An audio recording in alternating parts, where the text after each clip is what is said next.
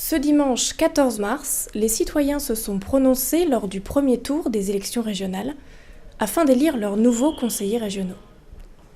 À Clisson, c'est au complexe du Val-de-Moine et au collège Caco que les électeurs ont pu effectuer leur vote parmi les 8 listes en course. Mais à Clisson, il y a 2 sites. Il y a le site du Val-de-Moine et le site du collège Caco. Donc là, il y a 7 bureaux en tout. On a à peu près 5700 électeurs. Et donc, il serait bon qu'il y ait 60% de votants. Mais à cette heure-ci, 2h30 après le début, eh bien, on est à 6% sur notre bureau à nous, ce qui n'est pas beaucoup. J'espère que les gens vont se ressaisir et qu'ils vont venir voter. Que voter, c'est un droit que nos parents et grands-parents ont acquis chèrement. J'attends la victoire d'une liste qui aide les territoires à se développer en termes d'aménagement du territoire. Et pour Clisson, c'est particulièrement important puisqu'on a des grandes structures telles que le collège, le pôle d'échange multimodal, le cinéma et la médiathèque, pour lesquelles la région est un partenaire important et un partenaire financier. Donc je souhaite effectivement une collectivité qui nous aide.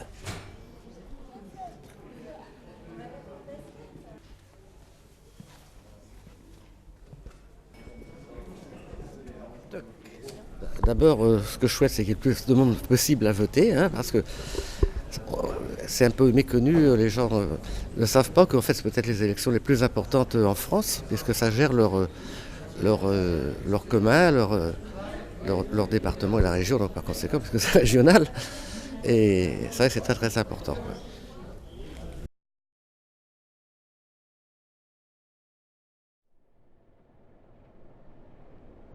À Valette, c'est à l'Hôtel de Ville et au Petit Palais que les électeurs ont pu se prononcer afin d'élire leurs nouveaux conseillers régionaux en choisissant une liste parmi les 8 en course.